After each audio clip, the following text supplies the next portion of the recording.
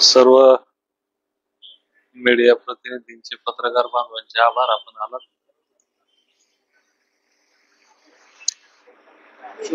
काल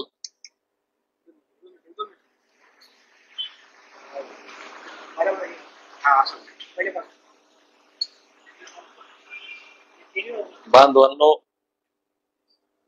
काल मुंबई इथं राज्याचे मुख्यमंत्री फडणवीस साहेब यांच्या अध्यक्षतेखाली आमच्या शिष्टमंडळाची एक बैठक पार पडली. ती बैठक निष्फळ ठरली असं मी सुरुवातीलाच मानतो. मी सर्वप्रथम राज्यभरातील धनगर बांधवांना नम्रपणे सांगतो, बैठकीला कोण गेलं, कोण काय बोललं, कोण काय पत्र दिलं, कृपया या गोष्टींकडे लक्ष देऊ नका. मी आंदोलन करतोय, मी आमरण उपोषण करतोय, महाराष्ट्रातील सर्वसामान्य जनतेचा आवाज म्हणून या ठिकाणी बोलतोय. त्याच्यामुळं मी काय म्हणतो ते लक्ष द्या, बाकी कोण काय म्हणतं याच्याकडे फारसं लक्ष देऊ नका. मुख्यमंत्री फडणवीस साहेबांना माझी विनंती आहे, आपण काल जे बोललात, परवा जे बोललात, आपली जी भावना आहे, भूमिका आहे, हे आम्ही 10 वर्ष झाले पाहतो. आपण टीचचा एक उल्लेख केला आणि कोर्टाचा एक उल्लेख केला, शिंदे समितीचा उल्लेख केला. मुळात मला चांगलं आठवतं, 2014ला नागपूर अधिवेशनावर एक मोर्चा निघाला होता आणि त्यावेळेस आपण टीस आमच्या बोकांडी बसवली. आपण टीस फायनल केली नव्हती, त्यावेळेस जे 4-5 लोकांनी विरोध केला होता संविधान चौकात नागपूरच्या, त्यातला एक मी मुख्य कार्यकर्ता होतो. आम्ही ताकदीने विरोध केला होता की आम्हाला टीस नको. आम्ही समावेशाची मागणी करत नाही फडणवीस साहेब, आमच्यापेक्षा जास्त अभ्यास आपला आहे. आम्ही म्हणतोय जे 36 नंबरला आहे ते आमचं ते द्या. तिचा आणि आमचा काय संबंध? मुळात आपण शिंदे फडणवीस साहेब, आपण काहीच केलं नाही म्हणून आमचे लोक कोर्टात गेले. मुळात मी असं मानतो, धनगरांना कोर्टात जाण्याची सुद्धा गरज नाही. मी अत्यंत जबाबदारीनं बोलतो. जे कोण वकील असतील, हुशार असतील, त्यांनी कृपया सध्या मला करू नये. मी जे बोलतोय अत्यंत विचारपूर्वक बोलतोय. गेल्या 70 वर्षापासून चालली ना लढाई तुमच्या सगळ्यांची. आता मी म्हटलं नाही एकदा माझ्या विश्वास ठेवा, तर कृपया ही लढाई, या लढाईला बळ देण्यासाठी तुम्हाला काय करता येईल ते करा, काड्या करू नका. आम्हाला कोर्टात सुद्धा जायची गरज नाही.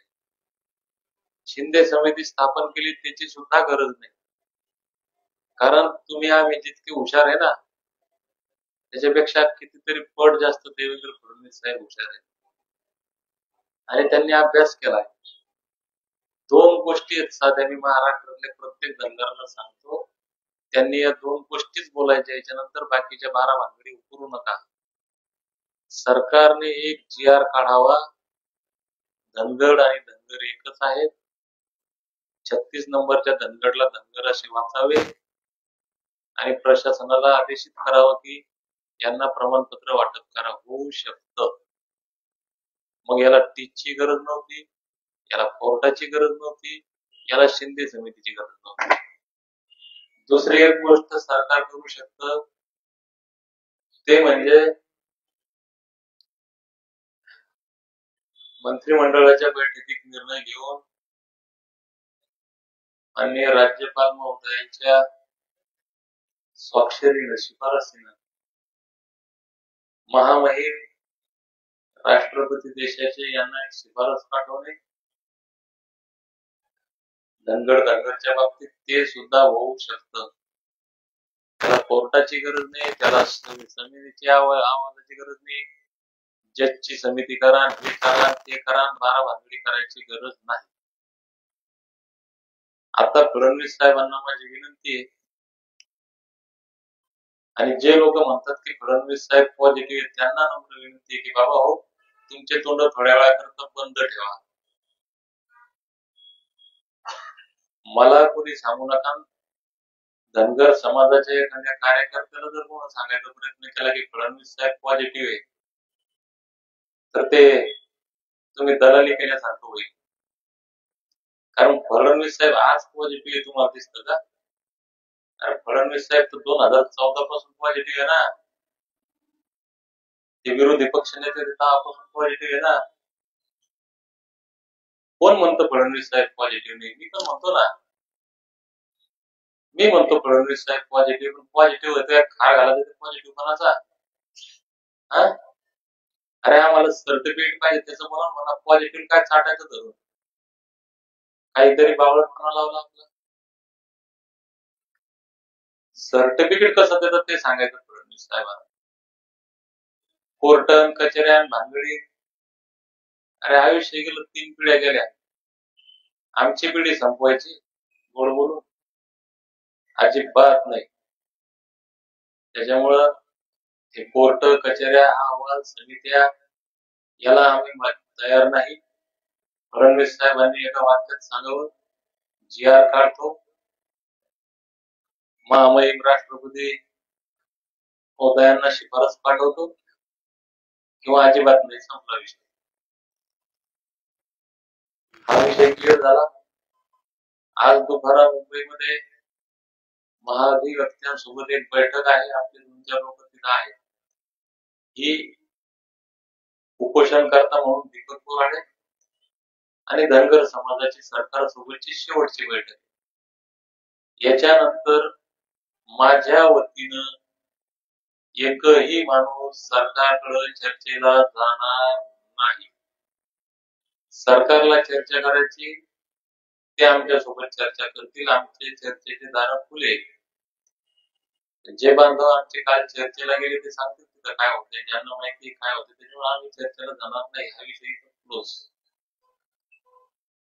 दुसरा मुद्दा,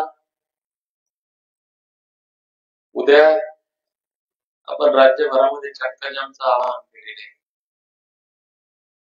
खरं म्हणजे सध्या या राज्यावर आसमानी संकट आहे. आमचा बळीराजा प्रचंड दुःखात आहे. सगळीकडे पाणीच पाणी. सामान्य जनता या पावसामुळे त्रस्त आहे. आणि अशात आम्ही सुद्धा जनतेला त्रास झाला हे म्हणायला पटत नाही. परंतु 4 दिवसाचा ओला दुष्काळ असो की कोरडा दुष्काळ असो, या दुष्काळाची दाहकता, या वेदना आम्हाला माहिती आहे.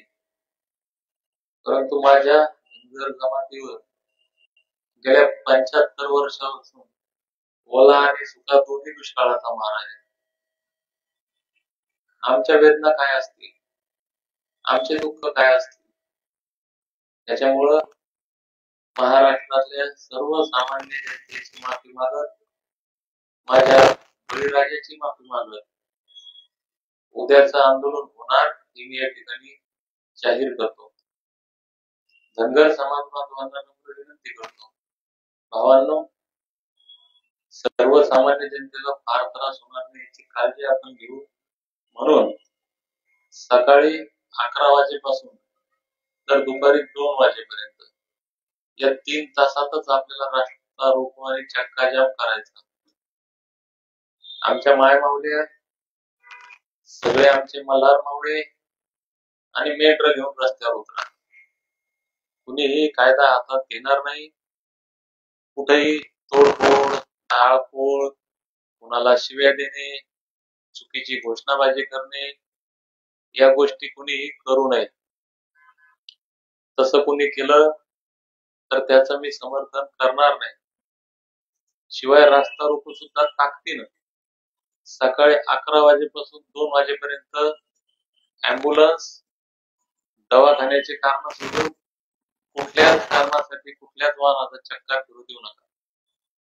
एकदा दाखवा ज्या पद्धतीने 24 तारखेला अद्भुत, अविश्वसनीय आणि ऐतिहासिक इशारा मोर्चा आपण जालन्यात काढला, त्या पद्धतीनं एकदा महाराष्ट्राला, या सरकारला दाखवून द्या की आम्ही शांततेच्या मार्गाने रस्त्यावर आलो, शांततेच्या मार्गाने रस्ता अडवला आणि शांततेच्याच मार्गाने रस्ता मोकळा करतो. महाराष्ट्रातल्या प्रत्येक तरुण धनगराला आणि धनगर बांधवांना विनंती आहे, ज्या ज्या लोकांनी आम्हाला इथून पाठिंबा दिला, मग ते कुठल्याही जातीचे असो, कुठल्याही पक्षाचे असो, कुठल्याही संघटनेचे असो, तुम्हाला माहिती आहे तुमच्या भागातले ते लोक आहेत, आता त्यांना सोबत घ्या. कारण मलाही येऊन प्रत्येक जण म्हटलं, दीपक भाऊ आम्ही तुमच्या सोबत तन मन धनानं आणि प्रत्येक ठिकाणी तुमच्या खांद्याला खांदा लावून कुठं तुमच्या पुढे उभे आहोत. आता ही त्यांच्याही परीक्षेची वेळ आहे की खरंच आमचा कोणी मतासाठी वापर करतय का, आम्हाला चिवते बनवतय. म्हणून उद्याच्या रास्ता रोको मध्ये तुमचे मित्र असतील, तुमच्या परिसरातले लोक असतील, जे वेगळ्या पक्षाचे नेते असतील, विविध पक्ष संघटनेचे नेते असतील, त्यांना सांगा की आता हा आमचा शेवटचा रास्ता रोको आहे, त्यांना पण तुमच्यात सामील करून घ्या. परत एकदा सरकारला विनंती करतो की आपण GR काढणे, महामहिम राष्ट्रपतींना शिफारस पाठवणे, या दोन गोष्टींच्या बाबतीतच आमच्याशी चर्चा होईल. या चर्चेसाठी आमचे लोक तिकडे येणार नाही. धनगर समाज बांधवांना विनंती आहे, कुठल्याही प्रकारचं गैरकृत्य कोणी करू नका आणि सकाळी 11 ते दुपारी 2 म्हणजे किती 3 तास ना, या 3 तासातच चक्का जाम करायचा. या 3 तासात दवाखान्याच्या कारणाव्यतिरिक्त कुठलीही गाडी फिरू देऊ नका, रस्त्यावर बसा. इथं शाळेच्या मुलांना शाळेच्या गाडीला जाऊ द्या, त्यांना अडवू नका. आणि ज्यांना कोणाला असं वाटतंय की कुठं काही बोललं पाहिजे, इथेही बरेच लोक नाराज झाले, त्यांना आम्ही इथं बोलू दिलं नाही, त्या सगळ्या लोकांनी उद्या चौकात भाषण द्या आणि समाजाचं प्रबोधन करा. धन्यवाद.